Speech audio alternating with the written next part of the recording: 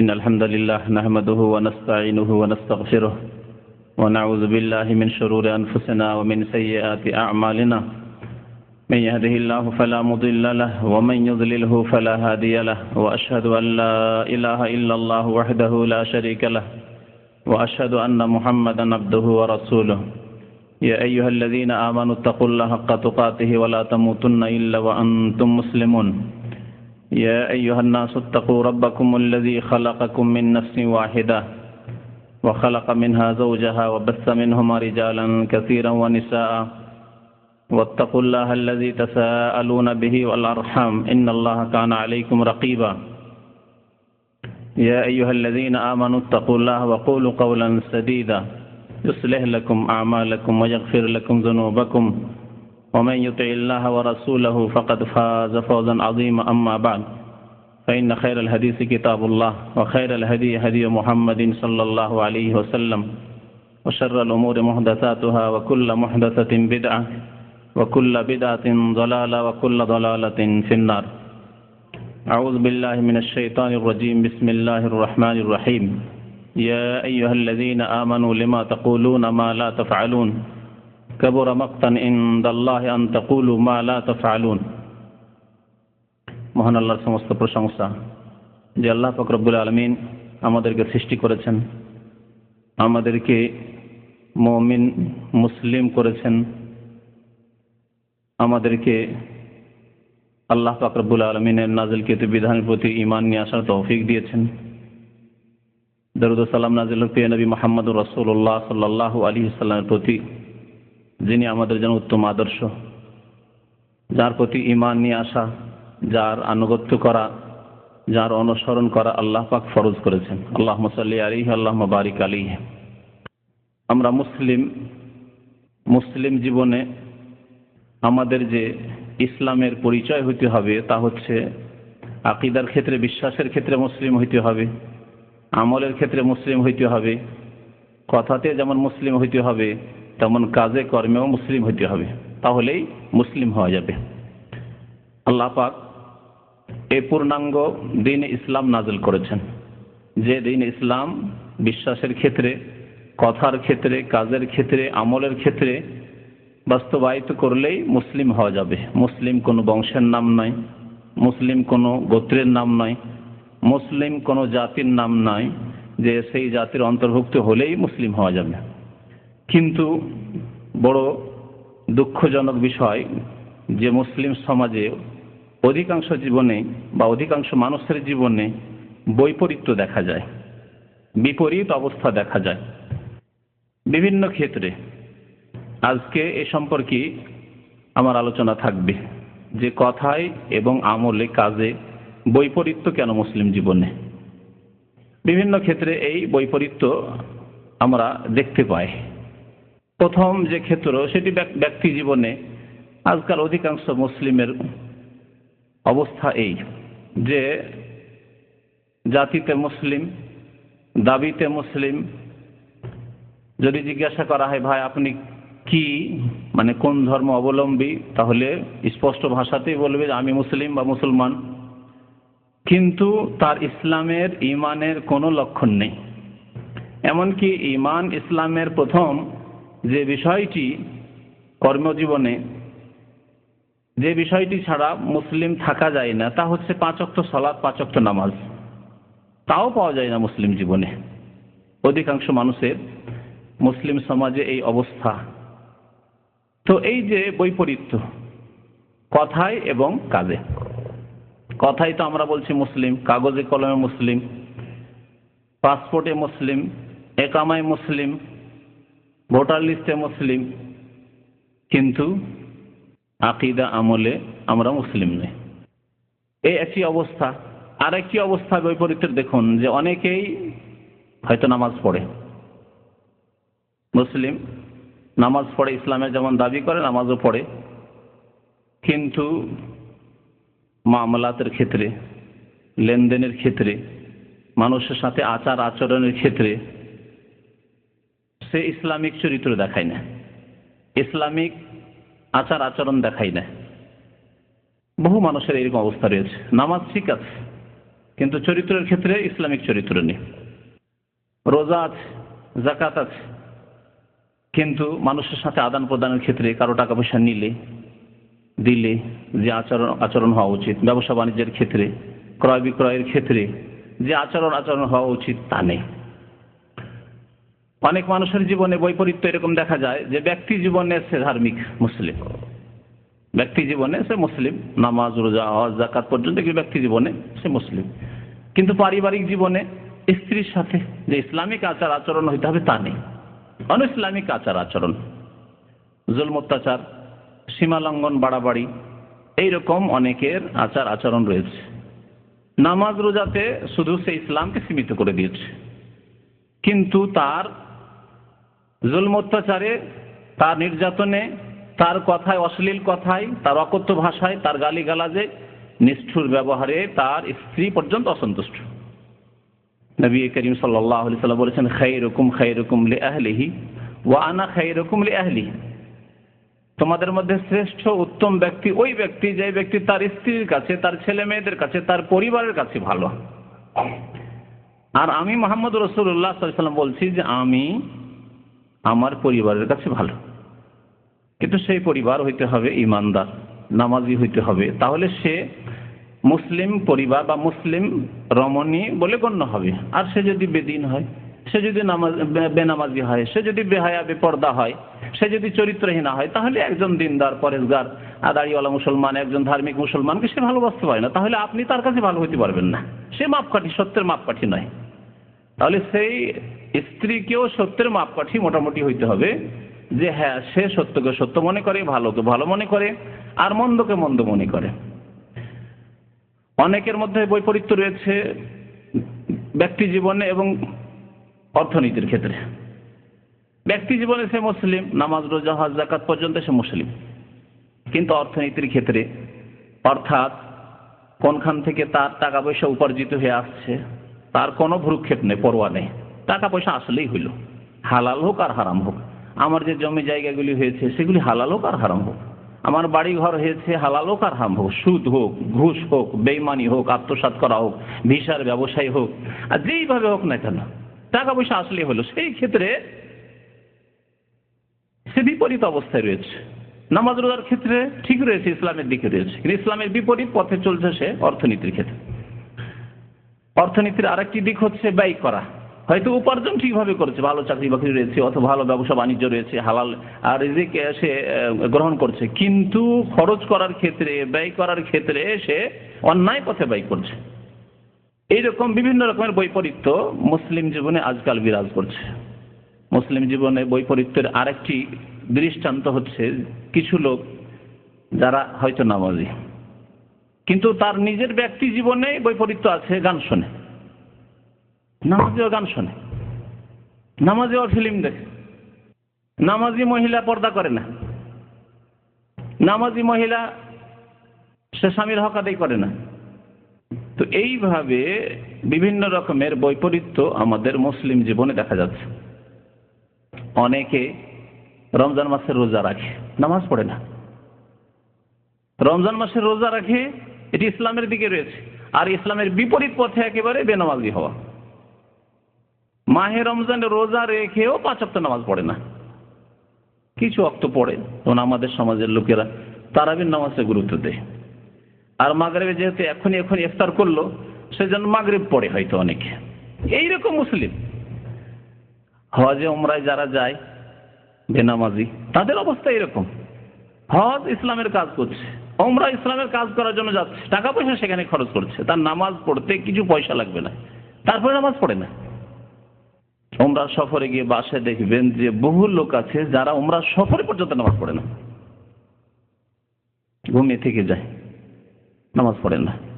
আর যদি কোন রকম উমরা সফরটায় নামাজটা ঠিক রাখে পড়ে, তো আসার পরে শেষ তার নামাজ। যেমন কিছু লোক আছে যদি রমজানের নামাজটা ঠিক থাকে, আসলে বেনামাজি, রমজানে যদি নামাজ ঠিক থাকে, রমজান যেই শেষ তার নামাজ সেই শেষ, নামাজ শেষ। তো এইভাবে আপনাদের সামনে কিছু মুসলিম জীবনে বৈপরীত্যের কথা উল্লেখ করলাম।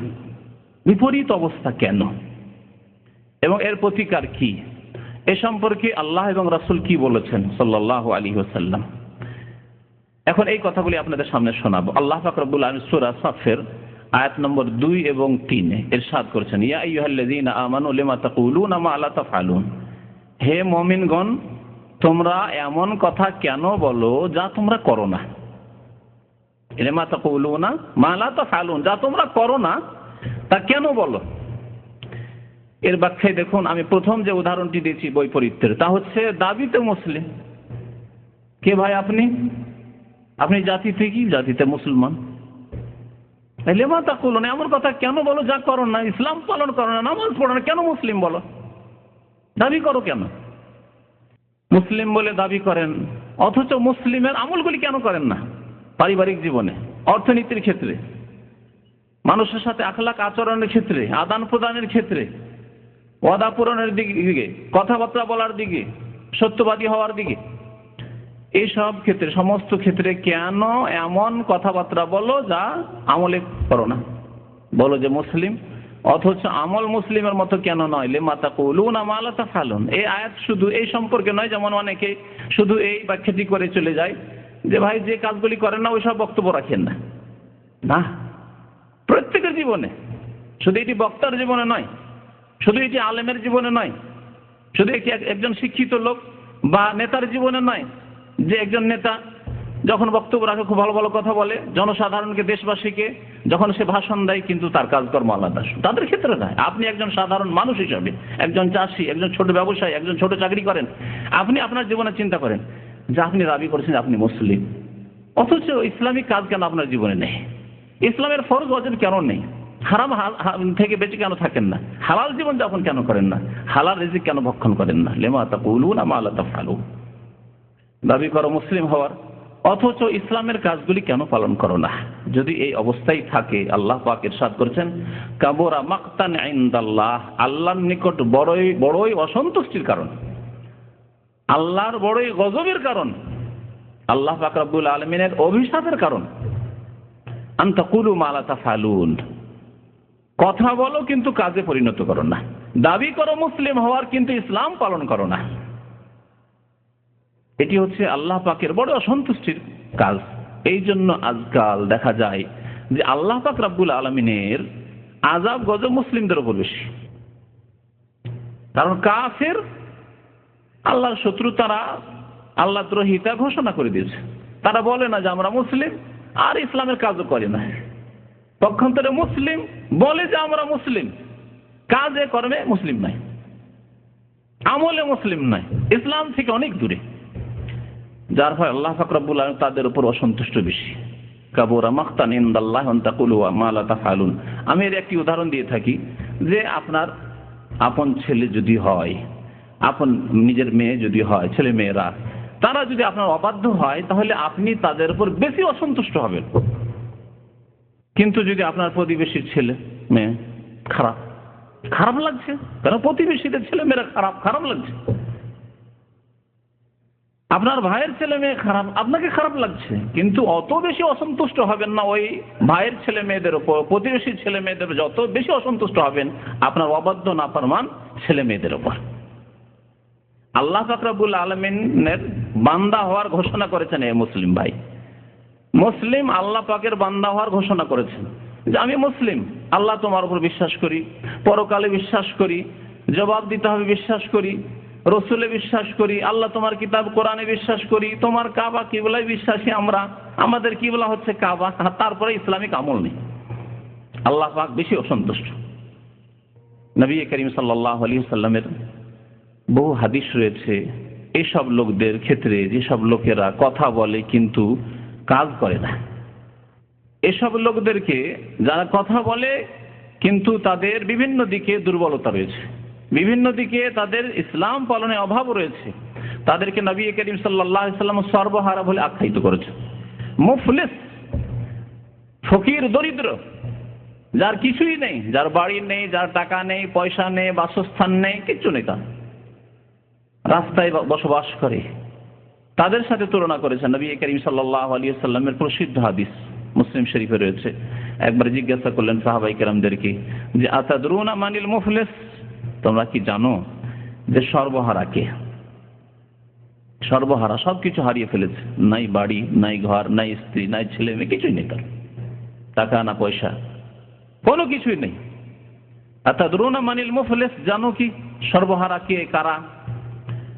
সাহাবারা বললেন যে আল মুফলিসু ফিনা মান লা দিরহাম ওয়ালা মাতা, আমাদের মধ্যে সর্বহারা, ফকির, কিছুই নেই তার, ওই ব্যক্তি যার কাছে না টাকা আছে না কোনো মাল সামান আছে। মান লা দিরহাম, না যার কাছে কোনো দিরহাম আছে, টাকা আছে, রিয়াল আছে, সোনা আছে, চাঁদি আছে, কিছুই নেই। ওয়ালা মাতা, আর কোনো ঘরের সামানও নেই, কিছু নেই, কিছুই নেই তার কাছে। সে হচ্ছে মুফলিস, মানে সর্বহারা, কিছুই নেই তার কাছে। নবী করিম সাল্লাল্লাহু আলাইহি ওয়াসাল্লাম বলেন না, সে মুফলিস নয়। যার কাছে টাকা নেই, পয়সা নেই, বাড়ি নেই, ঘর নেই, সেই ব্যক্তি সর্বহারা নয়। সর্বহারা কে?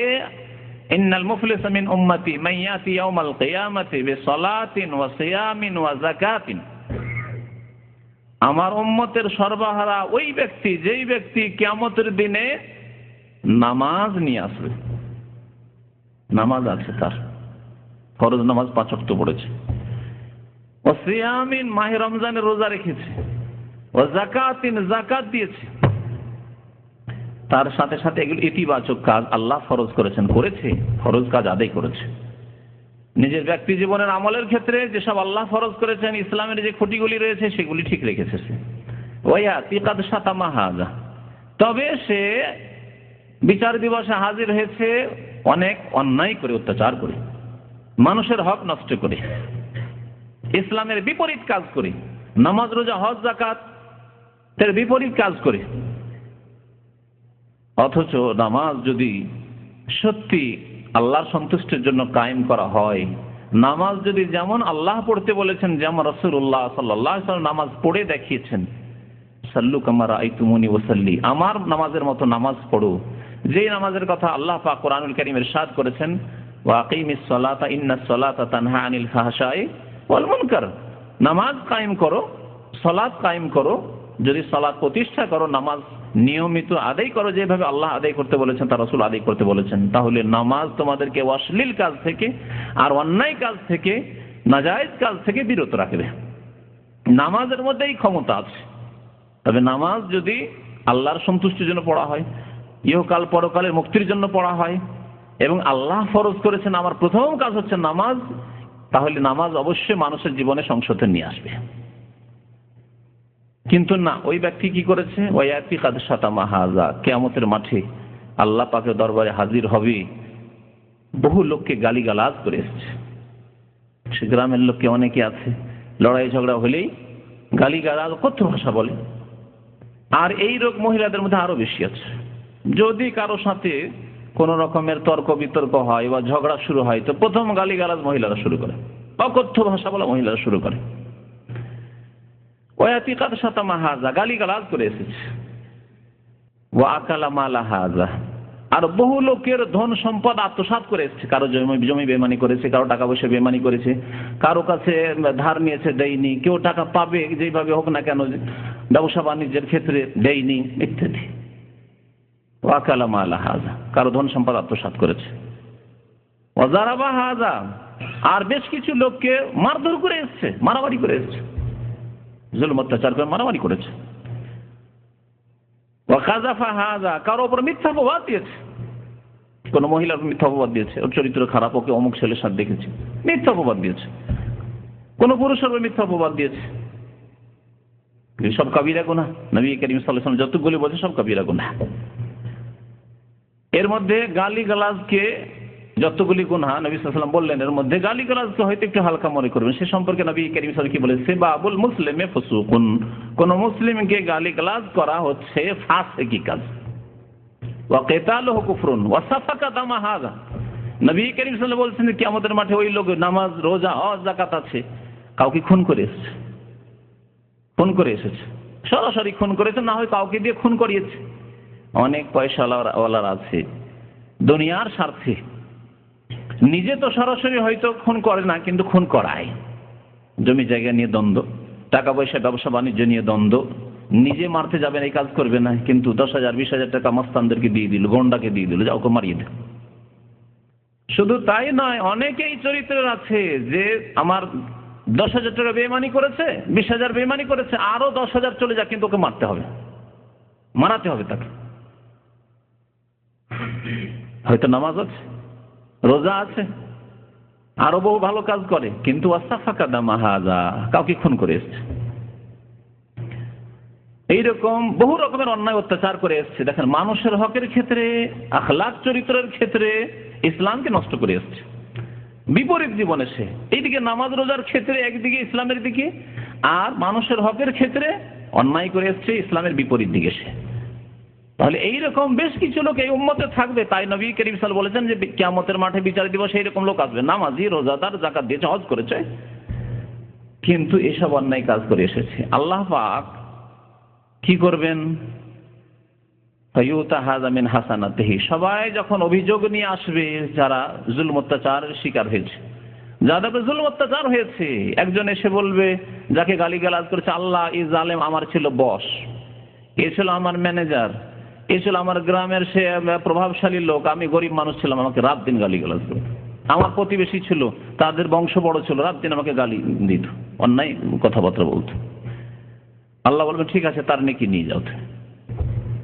সেই দিন কারো কাছে টাকা পয়সা হবে না, সেই দিন কারো কাছে টাকা পয়সা হবে না। ইয়াউমা লা ইয়ানফাউ মালুন ওয়ালা বানুন, না সেই দিন ধন সম্পদ কাজে আসবে, আর না সন্তান সন্ততি ছেলে মেয়ে কাজে আসবে, ইল্লা মান আতাল্লাহ বিকলবিন সালিম, যে ব্যক্তি সুন্দর অন্তর নিয়ে আসবে, পরিষ্কার অন্তর নিয়ে আসবে, ঈমানের অন্তর নিয়ে আসবে, তার এই ঈমান, এই সৎ আমল কাজে আসবে কাল কিয়ামতে। তো আল্লাহ পাক তখন নেকি দিতে লাগবেন।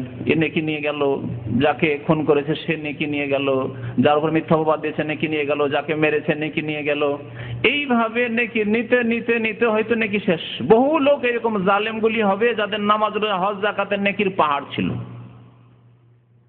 ফাইন ফানিয়াত হাসানাতুহু ক্বাবলা ইউকযা মা আলাইহি, তার উপর যে মানুষের হক ছিল, হক নষ্ট করে এসেছে, সেগুলি আদায় করতে করতে যদি নেকি শেষ হয়ে যায়, উখিযাত মিন খাতায়াহুম, আরো বেশ কিছু লোক আসবে অভিযোগ নিয়ে, আল্লাহ আমার উপরে জুলুম করেছে, আমার সাথে দুর্ব্যবহার করেছে, আমার হক নষ্ট করেছে, আমার প্রাপ্য চাই, আজকে বদলা চাই।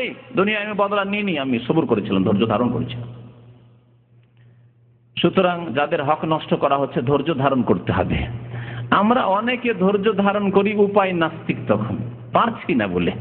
যদি পারি তার কাছ থেকে আদায় করে নিতে পারো, তাহলে ছাড়বো না। এই ক্ষেত্রে আল্লাহ সেই ফজিলত রাখেননি।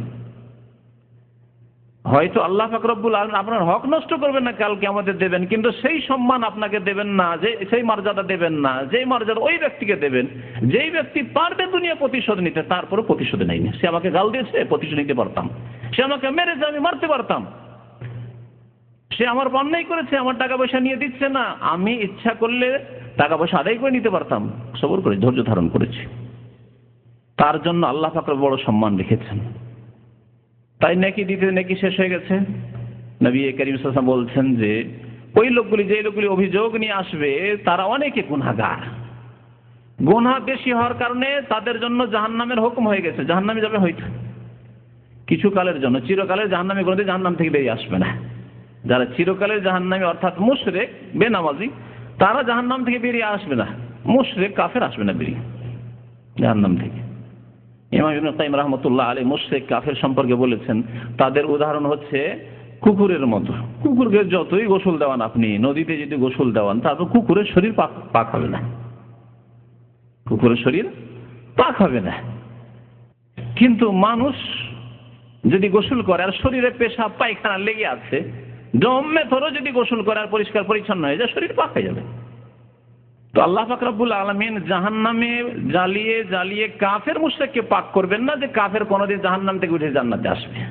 তবে মুসলিম নাপাক হয়ে গেছে, মানে গুনাহ করে গিয়েছে আল্লাহর দরবারে, মুসলিম নামাজি কিন্তু গুনাহ করে গেছে, জাহান্নামে জ্বলে পুড়ে পাক সাফ হয়ে জান্নাতে ইনশাআল্লাহ তাআলা আসবে আল্লাহর রহমতে, নবী করিম সাল্লাল্লাহু আলাইহি ওয়াসাল্লামের শাফাআতে। ওই লোকেরা যাদের গুনাহ বেশি ছিল, তারা এসে যখন অভিযোগ করবে যে আল্লাহ, এই লোক, এই যে নামাজি লোক, এই লোক রোজা হজ যাকাত অনেক করেছে, এই লোক আমাদের উপর জুলুম অত্যাচার করেছে, নেকি তো সব শেষ হয়ে গেছে। নবী করিম সাল্লাল্লাহু আলাইহি ওয়াসাল্লাম বলছেন যে আল্লাহ পাক তখন কি করবেন? ওদের নেকি গুনাহগুলি কি এর উপর চাপিয়ে দিবেন। ওই লোকগুলি যারা হকদার, দাবিদার তাদের গুনাহগুলি এই ব্যক্তির ওপর চাপিয়ে দেবেন, ফাতুরিহা আলাইহি সুম্মা তুরিহা ফিন্নার, তারপরে অন্যের বোঝা নিয়ে নিজের নেকিগুলি সব শেষ হয়ে গেছে, অন্যের গুনার বোঝা নিয়ে জাহান্নামে চলে যাবে। আল্লাহ পাকের ফেরেশতাগণ জাহান্নামে নিক্ষেপ করে দেবেন ওই ব্যক্তিকে। এই ব্যক্তির উদাহরণ ওই রকমই যেমন আজকালকার জামানায় কিছু লোক আছে খরচ করা অভ্যাস, বেশি খরচ করা অভ্যাস, মাসে 1000 রিয়াল বেতন, কিন্তু তার জীবনের স্ট্যাটাস যেটা রয়েছে সেটাকে বহাল রাখার জন্য মাসে 2000 রিয়াল খরচ। সবাইকে দেখছি যে 2007-8 মডেলের গাড়ি, আর আমি কি করে পুরনো গাড়ি ব্যবহার করবো, সেকেন্ড হ্যান্ড গাড়ি ব্যবহার করবো, এত পুরনো, নতুন গাড়ি দরকার। সবাইকে দেখছি বাড়িতে ডিশ লাগিয়ে রেখেছে, টিভি রেখেছে, আমার বাড়িতে টিভি নেই। 1000 রিয়াল দিয়ে কাজ হচ্ছে না, তখন বেশি খরচ করা, ধার করা শুরু করলো, লোন করা শুরু করলো, কখনো ব্যাংকে আর কখনো মানুষের কাছে, কখনো এখানে ওখানে যেখানে সেখানে। ইনকাম হচ্ছে 1000, খরচ হচ্ছে 2000। যদি 10,000 রিয়ালও মাসে ইনকাম হয়, 10,000 টাকা 20,000 টাকাও যদি মাসে ইনকাম হয়, আর তার খরচ যদি 50,000 টাকা থাকে, তো সেই ব্যক্তি কোনোদিন সচ্ছল হতে পারবে? কখনো সচ্ছল হতে পারবে না। ঋণ ঋণ ঋণ, তারপরে ঋণ থাকবে। কিন্তু কারো যদি 500 রিয়াল ইনকাম থাকে, আর সে দেখে 500 রিয়াল আমার ইনকাম, আমাকে 400 রিয়ালে আমার মাস সারতে হবে, আমাকে এর হিসাব করে নিতে হবে যে আমি দৈনিক কিভাবে খরচ করলে আমার 500 টাকাতে 400 টাকাতে আমার মাসটা চলে যায়, তার মধ্যে আমি কিছু বাঁচাতে, আমার মা আছে, আমার বাবা আছে, আমার উপর আর অন্যান্য হক রয়েছে, তাদের হক আদায় করতে হবে। তো যেই ব্যক্তি অনেক নেকি নিয়ে কালকে কিয়ামতে হাজির হবে আর তার নেকিগুলি এভাবে শেষ হয়ে যাবে, ওর অবস্থা ওই রকমই যেমন 10,000 টাকা মাসে ইনকাম করে 20,000 টাকা খরচ করে, কিছুই থাকে না, সর্বহারা আসে। নবী করিম সাল্লাল্লাহু আলাইহি ওয়াসাল্লামের সামনে এক সাহাবী এসে জিজ্ঞাসা করছেন, ইয়া রাসূলুল্লাহ, আমাদের গ্রামে এক মহিলা আছে, মহিলার কথা বলছেন সাহাবীরা, যে এক মহিলা আছে, ইউযকারু মিন কাসরাতি সালাতিহা ওয়া সিয়ামিহা ওয়া সাদাকাতিহা ওয়ালাকিন্নাহা তুযি জিরানিহা বিলিসানিহা।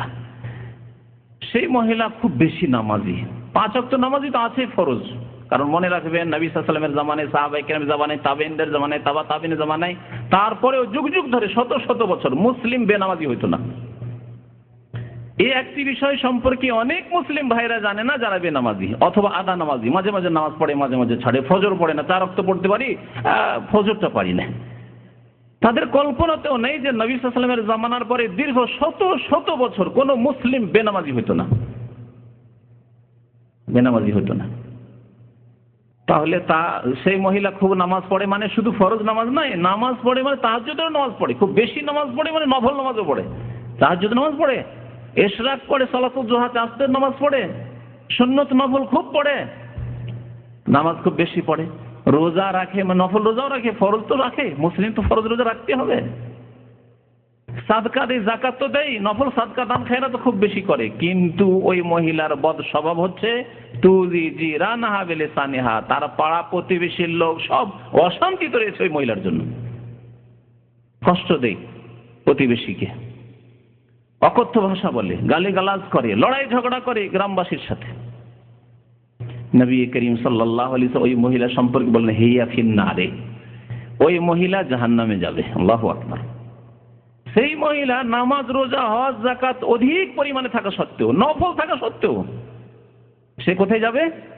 নবী করিম সাল্লাল্লাহু আলাইহি ওয়াসাল্লাম বলছেন সে জাহান্নামে যাবে। মুসনাদ আহমদের হাদিস, ইবনে হিব্বানের হাদিস, ইমাম হাকিম হাদিসটিকে সহিহ বলেছেন। সাহাবীরা আরেক মহিলার কথা জিজ্ঞাসা করলেন, এর বিপরীতে এক মহিলা আছে, যে সেই মহিলার খুব বেশি নামাজ নেই, ফরজ কোন রকম ফরজ নামাজ পড়ে, ওর নফল নামাজ নেই, নফল রোজা নেই, ও রমজান মাসের রোজা অবশ্য নফল রোজা রাখতে পারে না, ও যাকাত কোন রকম দেয়, ও নফল দান খায়রাত করতে দেখা যায় না তেমন। ওয়ালাকিন্নাহা লা তুযি জিরানিহা, কিন্তু সে কোনদিন কোন পাড়া প্রতিবেশীকে কষ্ট দেয় না, কোনো কাউকে কষ্ট দেয়নি, জীবনে তার দ্বারা কেউ কষ্ট পায়নি, ভালো চরিত্রের মহিলা। নবী করিম সাল্লাল্লাহু আলাইহি ওয়াসাল্লাম বলেন, হিয়া ফিল জান্নাহ, সেই ব্যক্তি জান্নাতে যাবে, সেই ব্যক্তি জান্নাতে যাবে। তাহলে কেউ যদি নামাজে কমের পক্ষে পাশ করে যায়, ফরজ আদায় করে দিয়েছে, সে 5 ওয়াক্ত ফরজে কোনো রকমের ঘাটতি নেই তার, রোজার ফরজ আদায় করে দিয়েছে, মাহে রমজান রোজায় কোনো রকম ঘাটতি নেই, যাকাত শতকরা 2.5% সেটা পুরা করে দিয়েছে, বেশি আর দান খেরাত করতে পারেনি, ইতিবাচক দিক ফরজ আদায় করে চলেছে। আর নেতিবাচক হারাম অন্যায় কাজ কারো উপর করেনি, কারো উপর জুলম অত্যাচার করেনি, মানুষের হক নষ্ট করেনি, মানুষের সাথে খারাপ চরিত্র দেখায়নি, তাহলে নবী করিম সাল্লাল্লাহু আলাইহি ওয়াসাল্লাম এইরকম পুরুষ নারীকে জান্নাতের সুসংবাদ দিয়েছেন, হিয়া ফিল জান্নাহ। নবী করিম সাল্লাল্লাহু আলাইহি ওয়াসাল্লামের হাদিস, এটি হাদিস, লা ইয়াদখুলুল জান্নাহ, ওই ব্যক্তি জান্নাতে যাবে না, মান লা ইয়ামানু জারুহু বাওয়াইকাহু, যেই ব্যক্তির পাড়া প্রতিবেশী বলতে শুধু প্রতিবেশী মানে আমাদের দেশের প্রেক্ষাপটে প্রতিবেশী বুঝবেন না। আমরা এখানে যারা অনেকে ব্যাচেলার থাকি, এক রুমে 2 জন 3 জন 4 জন 5 জন 7 জন থাকি, পাশের রুমে রয়েছে পাড়া প্রতিবেশীকে হয়তো কষ্ট দেবেন না আপনি, কারণ পাড়া প্রতিবেশীতে অধিকাংশ আত্মীয় স্বজন, অথবা অনেককে ভয় করেন আপনি হয়তো ওখানে, তারপরে ওখানে চক্ষু লজ্জা আছে, ওখানে হিসাব নিকাশ নেওয়ার মতো লোক আছে, আপনার বাবা আছে মা আছে, তারা হিসাব নিকাশ নেবে, কেন তুমি এরকম অন্যায় করতে যাও, কেন ঝগড়া করতে যাও। সামাজিক বাধা আছে অনেক ক্ষেত্রে, আমাদের দেশে অনেক পাপের ক্ষেত্রে আল্লাহকে ভয় করে না, হয়তো আল্লাহকে ভয় করে না, কিন্তু সেই পাপগুলি এই জন্য করে না যে সামাজিক বাধা আছে, সামাজিক বাধা আছে। সামাজিক সালিসকে ভয় করে অনেকে, যদি ঝগড়া করি মারপিট করি তাহলে সামাজিক সালিস হলে কঠোর শাস্তি দেবে গ্রামবাসী, অথবা বাবা মা আছে, বংশের লোকেরা আছে, মুরব্বীরা আছে, তারা শাস্তি দেবে, তাদের প্রভাব রয়েছে গ্রামে, বিশেষ করে গ্রামের সমাজ এইরকম খানিকটা। তারপরে অনেকেই জানা বিচার থেকে আলহামদুলিল্লাহ বেঁচে আছে, কিন্তু আল্লাহর ভয়ে না, নির্জনে যদি কোথাও দূরে গিয়ে এলাকা থেকে গ্রাম থেকে দূরে গিয়ে টাউনে বাজারে গিয়ে যেখানে কেউ চেনা যদি সুযোগ পায় তাহলে ছেড়ে দেবে না সে, কারণ আল্লাহকে ভয় করে না সে।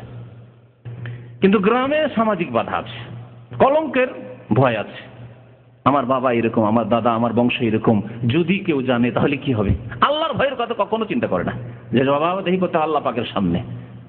সেই জন্য শহরে গেলে কোনো বাধা নেই পাপ করতে, চোখের আড়ালে চলে গেলে কোনো পাপ করতে বাধা নেই, এইরকম অবস্থা অনেকের জীবনে রয়েছে। তো নবী করিম সাল্লাল্লাহু আলাইহি ওয়াসাল্লাম বলছেন যে ওই ব্যক্তি জান্নাতে যাবে না যেই ব্যক্তির অনিষ্ট থেকে, যেই ব্যক্তির জুলম অত্যাচার থেকে তার প্রতিবেশী নিরাপদ নয়, তার রুমের লোকেরা নিরাপদ নয়, তার আশেপাশের লোকের কোম্পানির লোকেরা নিরাপদ নয়, তার সহকর্মী যারা একসাথে কাজ করছে কর্মক্ষেত্রে তারা নিরাপদ নয়, তার সাথী সঙ্গী স্কুল কলেজ ইউনিভার্সিটিতে পড়াশোনা করে তারা নিরাপদ নয়। সে পার্টির জন্য হইতে পারে, যে একজন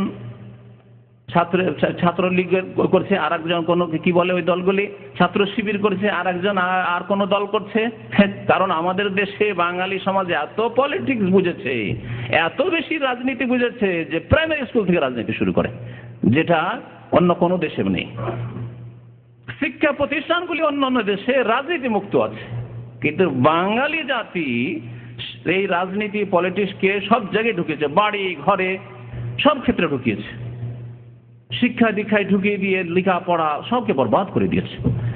ছেলেরা মেয়েরা পড়াশোনা কি করবে, স্কুলে কলেজে পড়ে সবসময় রাজনীতির কথা আলোচনা করে, পলিটিক্যাল আলোচনা শুরু হয়ে গেলে সব ভুলে যায়, এত তাতে তাদের ইন্টারেস্ট রয়েছে, আগ্রহ রয়েছে, এত স্বাদ লাগে।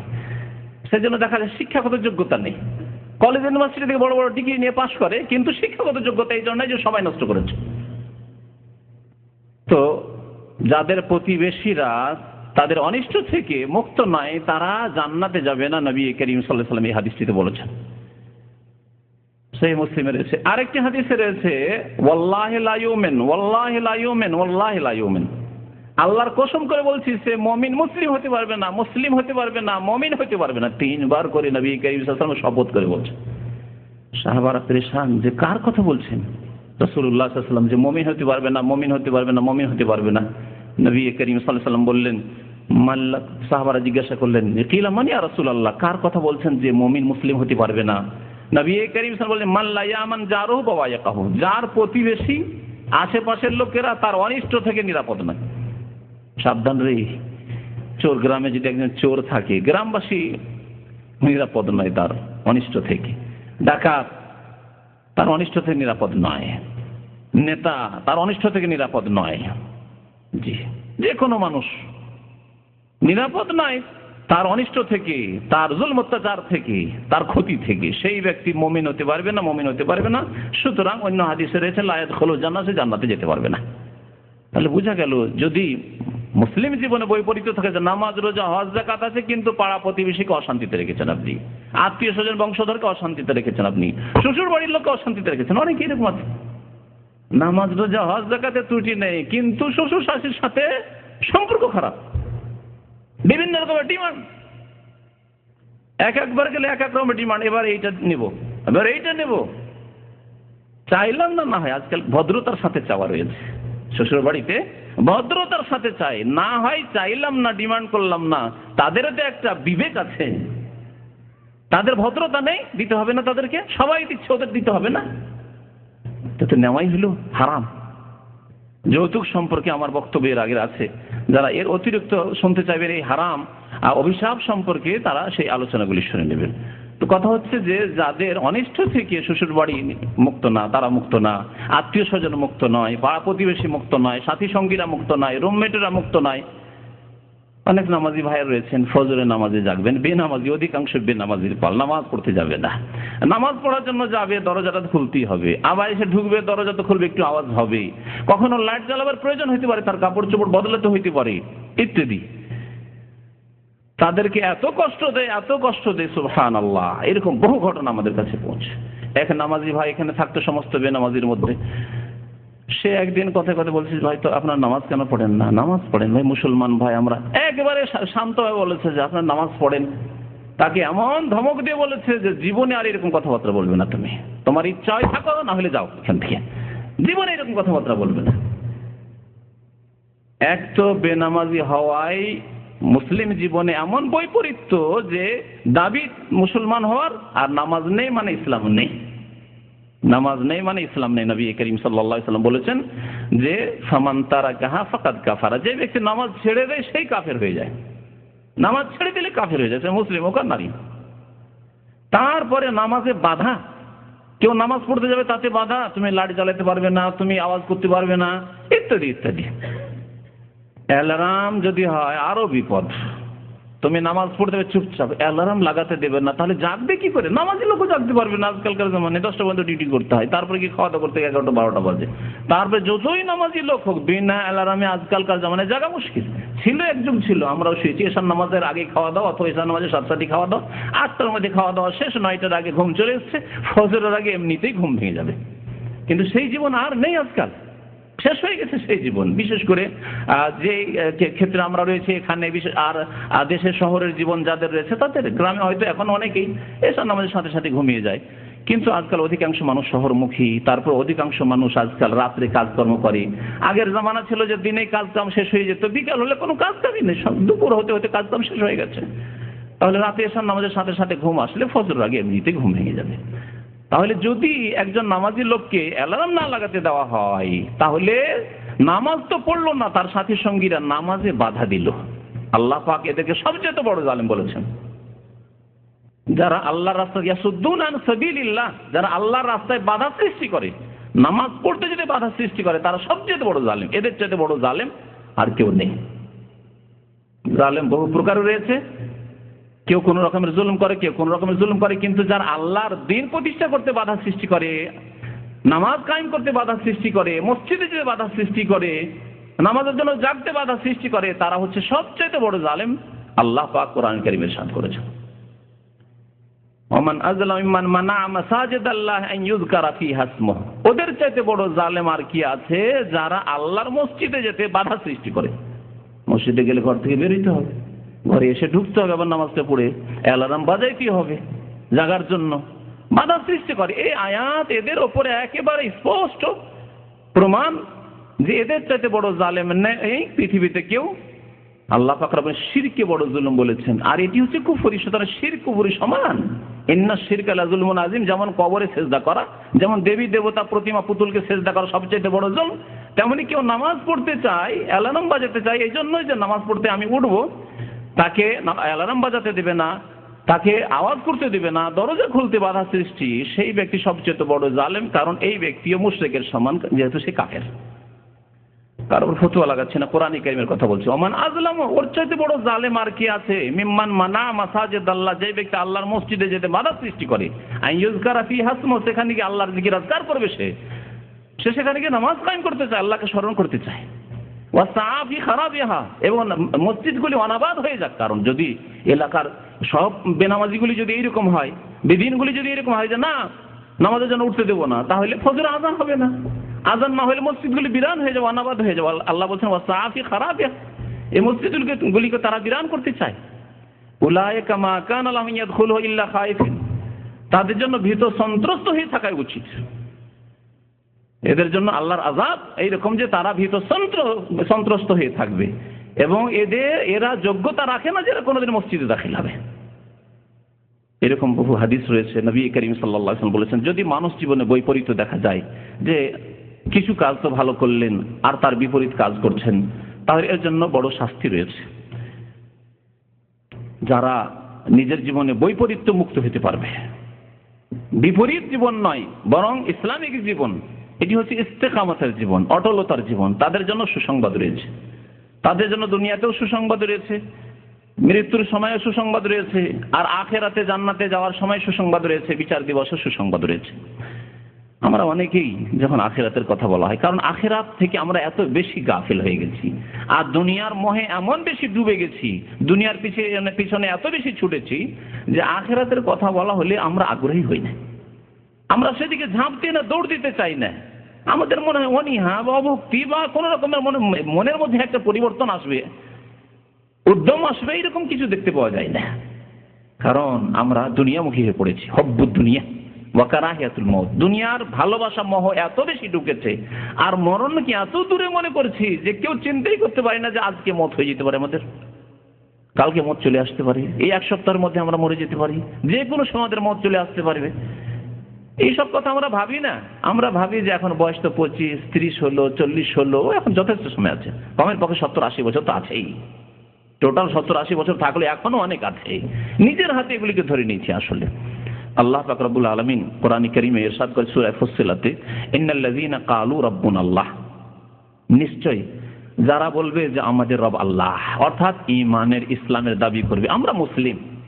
দেখুন আজকে আমরা কাগজে কলমে মুসলিম, আগে বলেছি পাসপোর্টে মুসলিম, একামায় মুসলিম, এটি হচ্ছে ক্বালু রাব্বুনাল্লাহ। আমরা বলেছি আমাদের রব আল্লাহ, কারণ মুসলিম আমরা স্বীকার করেছি আল্লাহ পাক আমাদের রব, পালনকর্তা, শুধু যথেষ্ট। আল্লাহ বলেছেন সুম্মাস্তাকামু, অতঃপর তার উপর অটল হয়ে গেল। বৈপরীত্য নেই তার জীবনে, যে বলছে যে মুসলিম রব্বুন আল্লাহ, আর নামাজ নেই, রোজা নেই, যাকাত নেই, দান খয়রাত নেই, ইসলামের খেদমত নেই, সারা জীবনের পরিশ্রম মেহনত মানুষের তৈরি করা বিধানের জন্য লাগিয়ে দিল, মানুষের তৈরি করা যে রাজনৈতিক দলগুলি রয়েছে সেগুলির পেছনে সমস্ত শ্রম ব্যয় করলো, কিন্তু আল্লাহর দিনকে প্রতিষ্ঠা করার জন্য, আল্লাহর দিনকে মজবুত করার জন্য, দুটো লোককে নামাজি বানানোর জন্য, নিজের পরিবার ইসলামিক পরিবার গঠন করার জন্য কোনোদিন মেহনত করলো না। এইরকম নয়, সুম্মাস্তাকামু, অতঃপর অটল হয়ে গেল দিনের উপর। আল্লাহ পাক বলছেন তাতানাজ্জালু আলাইহিমুল মালাইকা, আল্লাহর অসংখ্য ফেরেশতা তার কাছে নেমে আসবেন। তাফসীর কারগণ বলেছেন যে এটি হবে মানুষের মওতের সময়, যখন মৃত্যু শয্যায় থাকবে আর বিদায় নিচ্ছে পৃথিবী থেকে, মালাকুল মওত আসবেন। এর আগে মৃত্যুর অবস্থা কিছুদিন আগে বর্ণনা করেছি, তখন বলেছি অসংখ্য ফেরেশতা চারিদিক থেকে ঘিরে নেয়, সৎ লোককে সৎ আল্লাহর রহমতের ফেরেশতা ঘিরে নেয়, আর অসৎ লোককে আল্লাহর আযাবের ফেরেশতা, গজবের ফেরেশতা এসে ঘিরে নেয়। আর তারপরে মালাকুল মওত এসে উপস্থিত হন। ওই ফেরেশতাগণ আসেন যারা আল্লাহকে রব বলে মেনে নিয়েছে এবং দিনের উপর অটল, যাদের জীবনে বৈপরীত্য নেই, সুন্দরভাবে তারা ইসলামকে প্রতিষ্ঠা করেছে, তাদের জন্য ফেরেশতা আসবেন, অসংখ্য ফেরেশতা, আর এসে সান্ত্বনা দেবেন। সান্ত্বনার প্রয়োজন তখন মানুষের সান্ত্বনার কোনো কাজে আসবে না, বুঝতে পারছে যে আমার শেষ অবস্থায় স্ত্রীকে ছেড়ে যেতে, এখনই ছেড়ে যেতে হবে। শেষ অবস্থায় যদি ধীরে ধীরে মত আসছে, হঠাৎ আকস্মিক মত নয়, ধীরে ধীরে মত আসছে, বুঝতে পারছে যে আর আমি বাঁচবো না, তাহলে ভালো করে বুঝতে পারছে আমার এই স্ত্রী আর কাজে আসবে না, আমার এই ছেলেরা আর কাজে আসবে না, আমার এই মেয়েরা আর কাজে আসবে না, আমার আত্মীয় স্বজন বংশ ধন সম্পদে এত সুন্দর বাড়ি কাজে আসবে না, আমার এত সুন্দর ভালো চাকরি আর কাজে আসবে না, এই নেতৃত্ব, এই মিনিস্ট্রি আর আমার কাজে আসবে না, বুঝতে পারছে সে। সেই সময় যদি সৎ লোক হয়, দিনের ওপর অটল ব্যক্তি হয়, মানব জীবনে, মুসলিম জীবনে যদি বৈপরীত্য না থাকে, তাহলে ফেরেশতাগণ বলে আল্লাহ তাখাফু ওয়ালা তাহজানু, ভয় করিও না, ওয়ালা তাহজানু, দুশ্চিন্তা করিও না, কোনো চিন্তা নেই, কোনো ভয় নেই, ওয়া আবশিরু বিল জান্নাহ, জান্নাতের সুসংবাদ দিচ্ছি। পাড়ি দেওয়ার আগেই দুনিয়াতেই মৃত্যুর আগেই ফেরেশতাগণ সুসংবাদ দিয়েছেন, আবশিরু বিল জান্নাতিল্লাতী কুনতুম তুআদুন, জান্নাতের যে ওয়াদা করা হয়েছে সৎ ব্যক্তির জন্য, যারা সত্যিকার অর্থে মুসলিম তাদের জন্য, সেই ওয়াদা তোমার পুরা হবে, তোমাকে জান্নাতের সুসংবাদ দিচ্ছি আল্লাহর পক্ষ থেকে। নাহনু আউলিয়াউকুম ফিল হায়াতিদ দুনিয়া ফিল আখিরাহ। আল্লাহ পাক রব্বুল আলামিন তিনটি পুরস্কার দেবেন এই ক্ষেত্রে। একটি পুরস্কার হচ্ছে সুসংবাদ। সুসংবাদ বড় পুরস্কার। যদি আপনাকে সুসংবাদ দিয়ে দেয় কোনো ক্ষেত্রে যে আপনার ভবিষ্যৎ জীবন উজ্জ্বল, কিছুই জানেন না আপনি, এখন আপনি ছাত্র জীবনে আছেন হয়তো, অথবা আপনি প্রথম শুরু এখন চাকরি শুরু করেছেন মাত্র, এই শুরু এখন বিয়ে শাদী করেছেন মাত্র, এখনো কতটা ছেলে মেয়ে হবে, কি হবে না হবে, তাদের ভালো করে খাওয়াতে পারবো কিনা, তাদের জন্য বাড়িঘর তৈরি করতে পারবো কিনা, নতুন ব্যবসা শুরু করেছেন, ব্যবসায় কামিয়াব হতে পারবো কি পারবো না, উন্নতি করবো না, সব সর্বনাশ হবে, ঋণে ডুবে যাবো, কিছুই জানেন না। এই সময় যদি কেউ সুসংবাদ দিয়ে দেয় যে তোমার জন্য সুসংবাদ রয়েছে যে তুমি কামিয়াব তোমার কাজে, তাহলে কত যে আরাম পাবেন আপনি দুনিয়ার ভালো ভালো নিয়ামত খেয়ে, আর সারা পৃথিবীর সবচাইতে সুন্দর স্থানে ঘুমিয়েও আর আরাম করেও আপনি এত আরাম পাবেন না এই একটি কথাতে যত আরাম পাবেন সুসংবাদে যে তোমার ভবিষ্যৎ জীবন উজ্জ্বল। ফেরেশতাগণ এই পুরস্কার দেবেন যে তোমাদের জন্য কোনো চিন্তা নেই আর তোমাদের ভয় নেই, সুসংবাদ। আর তোমাদের জন্য জান্নাত রয়েছে, জান্নাতের নিশ্চয়তা দেবেন। দুটি নিয়ামত হলো, দুটি পুরস্কার হলো। আর তৃতীয় পুরস্কার যে তোমাদের জন্য দুনিয়াতেও শান্তি, আখিরাতেও শান্তি। নাহনু আউলিয়াউকুম ফিল হায়াতিদ দুনিয়া ওয়া ফিল আখিরাহ। কে চায় না দুনিয়ার শান্তি, পার্থিব শান্তি আর পরকালের শান্তি? যদি মুসলিম হয়, যদি মুমিন মুসলিম হয়, তাহলে দুনিয়াতেও শান্তি চায়, আখিরাতেও শান্তি চায়।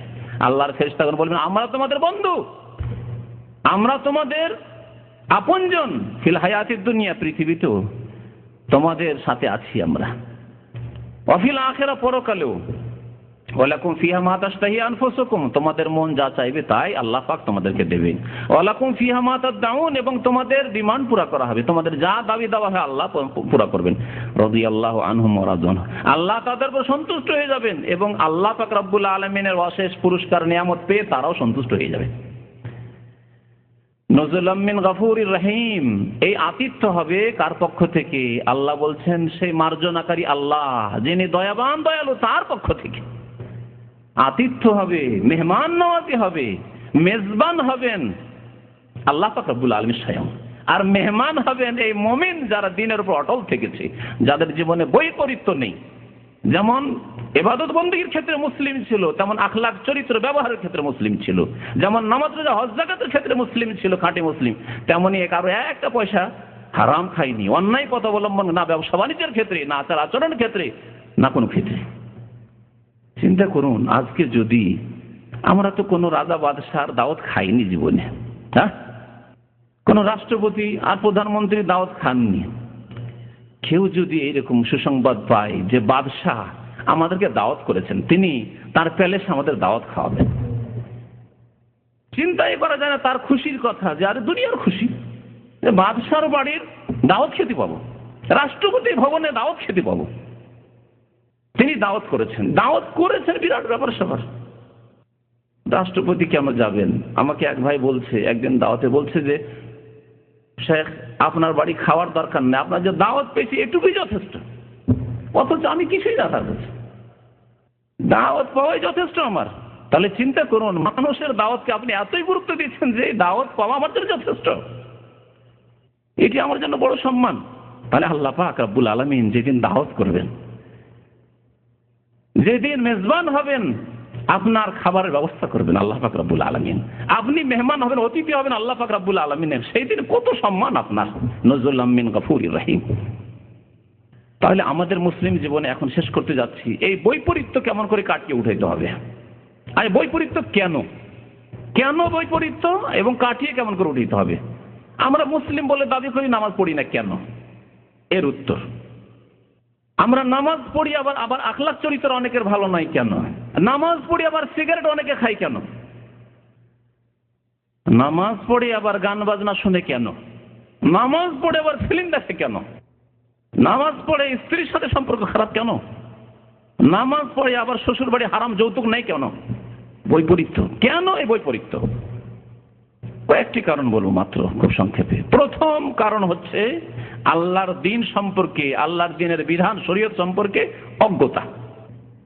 অনেকেই জানে না যে আমি মুসলিম থাকবো না যদি নামাজ না পড়ি, তাই নামাজ পড়ে না, ভাবে যে মুসলিম তো আছি, নামাজ পড়বো, একদিন পড়বো। অনেকেই দেরি করে নামাজ শুরু করে, আমরা পড়বো একদিন। জানেন না যে নামাজ না পড়লে মুসলিম থাকছি না, কাফের এই অবস্থায় মরে গেলে চিরকাল জাহান্নামে থাকবো, জানে না, অজ্ঞতা। অনেকে মনে করে যে নামাজ রোজা হজ যাকাত করলে জান্নাত পাওয়া যায়, এত নেকি রয়েছে, স্ত্রীর সাথে খারাপ আচরণ করলে আল্লাহর কাছে জবাবদিহি করতে হবে না, শ্বশুরের বাড়ির হারাম খেলে, যৌতুক খেলে, পণ নিলে যে জাহান্নামে যেতে হবে এই কথা জানে না, যে অজ্ঞ। অনেকে নামাজ পড়ে, দাঁড়িয়ে রাখে, টুপি লাগায়, পাঞ্জাবি লাগায়, কবরে সিজদা করে, অজ্ঞতার কারণে, বৈপরীত্য। বলে নামাজে ইয়াকা নাবুদু ওয়া ইয়াকা নাস্তাইন, আল্লাহ একমাত্র তোমারই তো ইবাদত বন্দেগী করি, আল্লাহ একমাত্র তোমার কাছে সাহায্য কামনা করি। আবার যাই শাহজালালে 18 মাইজবানের আজমিরে গিয়ে আল্লাহ ছাড়া অন্যের কাছে সন্তান চায়, আল্লাহ ছাড়া অন্যের কাছে রোগের আরোগ্য তলব করে, ইত্যাদি ইত্যাদি। মূল কারণ হচ্ছে এই বৈপরীত্যের অজ্ঞতা, জিহালত। দিন সম্পর্কে, আল্লাহর দিন সম্পর্কে, তাওহীদ সম্পর্কে যদি জানতো, নামাজের গুরুত্ব জানতো, ইসলাম যে কামেল ইসলাম, পূর্ণাঙ্গ ইসলাম হচ্ছে যেমন ইবাদত বন্দেগীর নাম, তেমনি আখলাক, চরিত্র, আদান প্রদানের নাম, তাহলে আপনি কামেল মুসলিম হতে পারবেন। এই কথা জানেন না, এ হচ্ছে অজ্ঞতা। আরেকটি কারণ হচ্ছে ধর্মীয় ক্ষেত্রে ঈমানের দুর্বলতা। ঈমানের দুর্বলতা, হয়তো অজ্ঞতা নেই, জানে, জানার পরেও পালন করেন না। জানে যে ফজর নামাজ না পড়লে চরম অপরাধ করলাম, কাবিরা গুনাহ করলাম, ইসলামে থাকবো না। জানে যে মানুষকে কষ্ট দিলে শাস্তি হবে, স্ত্রীকে কষ্ট দিলে জুলম অত্যাচার করলাম, জবাবদিহি করতে হবে, এই যৌতুক নেওয়া হারাম, কিন্তু ঈমানের দুর্বলতা, আল্লাহর উপর ভরসা নেই। এই বিয়ে শাদীর সময় যদি 1-2 লাখ টাকা আদায় না করতে পারি, তাহলে কি করে খাবো পরে? ঈমানের দুর্বলতা। ঈমানের দুর্বলতার কারণে সে নিদ্রাকে, ঘুমকে প্রাধান্য দিচ্ছে, নামাজ ফজরে উঠতে পারি না, সবটাই পারি, ফজরটা জাগতে পারি না। ঈমানের দুর্বলতা। আপনার চাইতে কমজোর মানুষ, বৃদ্ধ মানুষ কি করে জাগতে পারে? 2 ঘন্টা পরে, 1 ঘন্টা পরে কি করে জেগে যেতে পারে? আর আপনি কেন পারেন, একজন যুবক মানুষ? তাহলে ঈমানের দুর্বলতা হচ্ছে দ্বিতীয় কারণ মুসলিম জীবনে বৈপরীত্যের। তৃতীয় কারণ হচ্ছে পার্থিব লোভ লালসা। যখন দুনিয়াকে, ধন সম্পদকে, দুনিয়ার এইসব নিয়ামতকে আমরা প্রাধান্য দিই, তখন আমরা আখিরাতকে উপেক্ষা করি। বাল তুসিরুনাল হায়াতাদ দুনিয়া ওয়াল আখিরাতু খায়রুন ওয়া আবকা।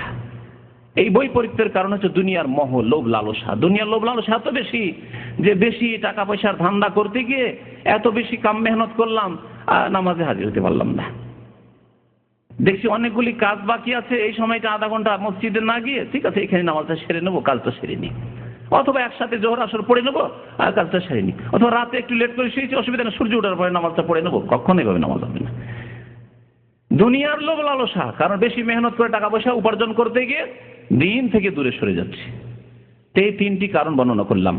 প্রতিকার কি? আমরা আমাদের জীবন থেকে বৈপরীত্যকে কেমন করে দূর করতে পারবো? আমরা পারফেক্ট খাঁটি মুসলিম কি করে হতে পারবো? প্রথম কাজ হচ্ছে দ্বীনের সঠিক ইলম হাসিল করা। দেশে অনেক ভাই রয়েছেন যারা দেশে জীবনেও শোনেনি, অনেক ওয়াজ মাহফিলে, বড় বড় ওয়াজ মাহফিলে হাজির হয়েছেন, অনেক জিকিরের বিদাতি মাহফিলে হাজির হয়েছেন, অনেক খানকাহে গিয়েছেন, অনেক পীরের হাত ধরে আর পাগড়ি ধরে বয়াত করেছেন, কিন্তু কোনোদিন শোনেননি যে তারেকে সালাত মান তারাকা সালাত ফাকাত কাফার, যেই ব্যক্তি নামাজ ত্যাগ করবে সে কাফির, এই কথা শোনেননি। যার ফলে অনেক নামাজ ছুটেছে। আপনারা যদি জানতেন যে আল্লাহ এক ওয়াক্ত নামাজ ছাড়লে আমি কাফের, তাহলে জীবনে নামাজ ছাড়তেন না আপনি। তাহলে দ্বীন সম্পর্কে সঠিক ইলম হাসিল করতে হবে। জীবনেও শোনেননি যে আল্লাহ ছাড়া অন্যকে সিজদা করা শিরক, বড় শিরক, আর চিরকাল জাহান্নামে থাকতে হবে। কেউ যদি কবর মাজারে গিয়ে সন্তান চায়, যদি কেউ তাবিজ বাঁধে, অনেকেই জানেন না তাবিজ বেঁধে আছেন যে তাবিজ বাঁধা শিরক, জানেন না। তাহলে অজ্ঞতা দূর করতে হবে, দ্বীন সম্পর্কে নির্ভেজাল নিখুঁত জ্ঞান হাসিল করতে হবে। এই জন্য প্রয়োজন আছে সৌদি আরবে যতদিন আছেন এখানে ইসলামিক সেন্টারগুলিতে এসে শোনেন, শোনেন কিছু। যারা আসার সময় আছে আসেন, যারা আসার সময় নেই, এখানে সবকিছু রেকর্ড হচ্ছে, অডিও রেকর্ড হচ্ছে, ভিডিও রেকর্ড হচ্ছে, সেগুলির মাধ্যমে আপনি ইলম হাসিল করেন। এক একটি বিষয়ের উপরে আপনি যথেষ্ট ইলম হাসিল করতে পারলে সেই বিষয়ে আর আপনার ভুল ত্রুটি হবে না, আশা করি, যদি আমলের আগ্রহ থাকে। কিন্তু অজ্ঞতা, জানেন না, মাসলাই জানেন না, তো ভুল হবেই। সুদ খাচ্ছেন, জানেন না যে সুদ খাওয়া কত বড় পাপ। ঘুষ খাচ্ছেন, ঘুষ যে কত বড় পাপ আপনি জানেন না। বহু ক্ষেত্রে অন্যায় অত্যাচার করেছেন পারিবারিক জীবনে, আপনি স্ত্রীর সাথে ভালো সম্পর্ক কেমন করে করতে হবে আপনি জানেন না। প্রথম দিনে দিলেন এমন ধমক যে তোমার সাথে কার কার সম্পর্ক আছে, ও তো ভয়কে, অবস্থা খারাপ তার। সে চিন্তা করতে প্রথম দিন থেকে শুরু করলো যে বাবা আমাকে তো রাস্তা এখন থেকে খুঁজে নিতে হবে, কারণ এ তো আমাকে ভালোবাসা না, এ তো আমার ভিতরের কথা নিতে চায়, আমাকে দিয়ে ফাঁসাতে চায়। এইরকম অনেকে আছে। তাহলে দ্বীন ইসলাম সম্পর্কে যদি আপনি ভালো জ্ঞান না হাসিল করেন, তাহলে আপনার বিভিন্ন জীবনে অবনতি ঘটবে, বিপদ আসবে, অসুবিধা আসবে। তাহলে দ্বীন ইসলামের জ্ঞান হাসিল করতে হবে, আল্লাহর প্রতি ঈমান, পরকালের প্রতি ঈমানকে মজবুত করতে হবে। জান্নাতের উপর যখন ভালো দৃষ্টি দেবেন, জান্নাত চোখের সামনে রয়েছে, এই জান্নাত যদি হারিয়ে যায় সবচেয়ে বড় আমি ক্ষতিগ্রস্ত। ইন্নাল ইনসানা ফি খুসর, মানুষ ক্ষতিগ্রস্ত। আমি কি ওই ক্ষতিগ্রস্ত হব? জাহান্নামে যাব আমি? আমার ঈমান ঠিক থাকলে হলো, আমার নামাজ ঠিক থাকলে হলো, আমি পেটে ডাল ভাত খেলেও বেঁচে থাকবো, শুকনো রুটি খেলেও বেঁচে থাকবো, আমার পূর্বপুরুষরা কিছু খেতে পারে, লবণ রুটি খেত তাও বেঁচে থেকেছিল, আমি কি বেঁচে থাকতে পারবো না? আমাকে এসির ঘরে বাস করতে হবে? খড়ের ঘরে আমার বাবা দাদারা বাস করেছে, আমার জন্য পাকা বাড়ি হইতে হবে? গ্রামে বাস করে, জঙ্গলে বাস করেছে, মাছতলে বাস করেছে, আমাদেরকে টাউনে বাস করতে হবে? কিছুই প্রয়োজন নেই আসলে। কিন্তু প্রয়োজন আছে জান্নাতে আমাকে যেতে হবে। ঈমানকে মজবুত করতে হবে আল্লাহর উপর এবং আখিরাতে। এবং দুনিয়ার লোভ লালসা কমাতে হলে আখিরাতমুখী হতে হবে। দুনিয়ার লোভ লালসা কমাতে হলে মরণকে স্মরণ করতে হবে। এই জন্য নবী করিম সাল্লাল্লাহু আলাইহি ওয়াসাল্লাম বলেছেন, আকসিরু যিকরা হাযিমিল লাযযাত, তোমরা বেশি বেশি মওতকে স্মরণ করো, কারণ মওতকে যারা স্মরণ করবে তাদের আখিরাত বেশি বেশি স্মরণ আসবে। এখন আছি, এখনই মরে যেতে পারি, এখনই আমার কবরে যেতে হতে পারে, আজকে জানাজা আমার হয়ে যেতে পারে। অনেকে এরকম আমার সামনে চলে গেল, বন্ধু বান্ধব আত্মীয় স্বজন চলে গেল। সুতরাং এইভাবে যখন মরণকে বেশি বেশি স্মরণ করবে, মরণের পরের জীবনের জন্য প্রস্তুতি নেবে। যদি কেউ জানতে পারে যে কালকে আমার এক্সিট লেগে যাবে, তাহলে আজকে সারা রাত বাজারে গিয়ে কেনাকাটা যা কিছু করতে সব কিনে কিটে কেটে লাগেজ বেনে একবার প্রস্তুত থাকবে, কালকে হঠাৎ করে কফিল উঠিয়ে নিয়ে গিয়ে এয়ারপোর্টে দিয়ে চলে আসতে পারে। তারপরে তো কালকে হবে, তারপরে ফ্লাইট পেতে তো সময় লাগবে, কিন্তু আল্লাহ পাক রব্বুল আলামিনের কাছে মালাকুল মউতকে সময় লাগে না, যে কোনো সময় হতে পারে। মওতকে বেশি বেশি স্মরণ করলে পরকাল সম্পর্কে ঈমান মজবুত হবে, দুনিয়ার লোভ লালসা ভালোবাসা কমে আসবে। আল্লাহ পাক দুনিয়াতে যেটুকু দিয়েছেন ওর জন্য মেহনত করুন। তার জন্য এই কথা বলছি না যে আপনি ঘরে বসে মেহনত করুন, পরিশ্রম করুন, কিন্তু হালাল উপায়। আল্লাহর হক আদায় করার পরে নামাজ রোজা হজ যাকাত ঠিক রেখে, 5 ওয়াক্ত নামাজ ঠিক রেখে, ফজরের নামাজ ঠিক রেখে, আল্লাহ পাক যেন আমাদেরকে নেক আমলে তৌফিক দান করেন। আল্লাহ পাক যেন আমাদের গুনাহ খাতা অতীতের মাফ করে দেন। আল্লাহ পাক রব্বুল আলামিন আমাদের জীবনের বৈপরীত্যকে যেন দূর করেন। আল্লাহ পাক রব্বুল আলামিন আমাদেরকে কামেল খাঁটি মুসলিম হওয়ার যেন তৌফিক দান করেন। আমিন ইয়া রাব্বাল আলামিন। ওয়া সাল্লাল্লাহু আলা নবিয়িনা মুহাম্মদ ওয়া আলা আলিহি ওয়া সাহবিহি আজমাইন। এক ভাই প্রশ্ন করেছেন, বড় জটিল প্রশ্ন। অপরাধীকে ইসলামী সরকার ফাঁসিতে ঝুলিয়ে ইসলামী সরকারের ফাঁসিতে ঝুলিয়ে শাস্তি দেওয়া কি শরীয়ত সম্মত? ইসলামিক সরকার যদি হয় আর যদি শরীয়তি বিধান পালন করে, সীমা লঙ্ঘন না করে, অর্থাৎ এক ব্যক্তি অপরাধী খুন করেছে অথবা খুন করার অনেক লোকে খুন করার পরিকল্পনা নিয়েছে ইত্যাদি যদি হয়, তাহলে শাস্তির ক্ষেত্রে আল্লাহ পাক কয়েকটি শাস্তির ইখতিয়ার দিয়েছেন। ইন্নামা জাযাউল্লাযীনা ইউহারিবুনাল্লাহ ওয়া রাসূলাহু ওয়া ইয়াসআউনা ফিল আরদি ফাসাদান আন ইউকাত্তালু আও ইউসাল্লাবু আও তুকাত্তা আইদিহিম ওয়া আরজুলুহুম মিন খিলাফিন আও ইউনফাউ মিনাল আরদ। 4টি শাস্তির কোন একটি শাস্তি দিতে পারে। সবাইকে একই রকম শাস্তি দেওয়া জরুরি নয় বা উচিত নয়। দেখা যাচ্ছে যে একটি খুনের ঘটনায় বা একটি এরকম বড় অপরাধে, বড় ধরনের অপরাধে 10 জন জড়িত আছে, তার মধ্যে 2 জন হয়তো খুন করেছে সরাসরি গিয়ে, আর 2-4-10 জন বাইরে ছিল, পাহারা দিচ্ছিল, বাইরে ছিল, তাহলে সবার শাস্তি একরকম নয়। আল্লাহ পাক এর জন্য 4 রকমের শাস্তির কথা উল্লেখ করেছেন। ওলামায়ে কেরাম বলেছেন যে এই ক্ষেত্রে যে ইমামে ওয়াকফ হবেন, বর্তমান যে শাসক হবেন যিনি, তিনি এই 4টির মধ্যে যেটা উপযোগী মনে করবেন, সময় উপযোগী এবং মানুষকে সতর্ক করার জন্য যেটা ভালো হতে পারে, অথবা তার অপরাধকে দেখে কেমন অপরাধ, এইরকম অপরাধ, একজন লোক 2-3টে লোককে খুন করেছে হয়তো, আর খুন করেছে তো একবারে শুধু খুন জবাই করেনি বা শুধু মানে আঘাত করে খুন করেনি, হয়তো হাত কেটেছে, পা কেটেছে, চোখ তুলেছে, এরকম অপরাধ হতে পারে। তাই আল্লাহ পাক বলছেন যে যারা আল্লাহ দ্রোহিতার কাজ করবে, রাসূলের বিরুদ্ধাচরণ করবে, ইউহারিবুনাল্লাহ ওয়া রাসূল, আল্লাহ এবং রাসূলের বিরুদ্ধে, মুসলিমদের বিরুদ্ধে অস্ত্র নিয়ে নামবে, আন ইউকাত্তালু, তাদের শাস্তি হচ্ছে তাদেরকে হত্যা করা হোক, আও ইউসাল্লাবু, তাদেরকে ফাঁসিতে চড়ানো হোক, আও তুকাত্তা আইদিহিম আও আরজুলুহুম মিন খিলাফ, অথবা তাদের হাত পা কেটে নেওয়া হোক, এক হাত এক পা কেটে নেওয়া হলো, অথবা শুধু চুরি করেছে এক হাত কাটলেন, আবার দ্বিতীয়বার চুরি করেছে আরেক পা কাটলেন। এইভাবে ইসলামিক সরকার এগুলি বাস্তবায়ন করবে। আও ইউনফাউ মিনাল আরদ, অথবা দেশ থেকে বিতাড়িত করলো। দেখা গেল যে এর জন্য শাস্তি, হাত পা কাটা শাস্তি উপযোগী নয়, বেশি হয়ে যাচ্ছে, হত্যা করার শাস্তি বেশি হয়ে যাচ্ছে, কারণ এ কাউকে খুন করেনি কিন্তু বড় ধরনের অপরাধ করেছে, তাহলে দেশ থেকে তাকে বিতাড়িত করে দাও। দেশ থেকে বিতাড়িত করে হয়তো তার সংশোধন হতে পারে, অথবা আজকাল দেশ থেকে বিতাড়িত করলে তো আজকাল একটা পলিটিক্যাল কি বলছে, যেটাকে বলছে আশ্রয়, মানে রাজনৈতিক আশ্রয় দিচ্ছে, অন্য দেশে গিয়ে আশ্রয় নিচ্ছে, পশ্চিমা দেশগুলো তো আশ্রয় নিয়ে নিচ্ছে, এই ক্ষেত্রে কি আরো ওখানে গিয়ে ইসলাম বিরোধী, ইসলাম দ্রোহী হয়ে যাচ্ছে। সুতরাং এই ক্ষেত্রে জেলে রাখতে পারে, বিদেশে তাড়িয়ে না দিয়ে, নির্বাসিত না করে দিয়ে জেলে রাখলো, শাস্তি দিয়ে, তো তাও করতে পারে ইসলামী সরকার। আল্লাহ পাক রব্বুল আলামিন ইখতিয়ার দিয়েছেন সূরা মাইদায়।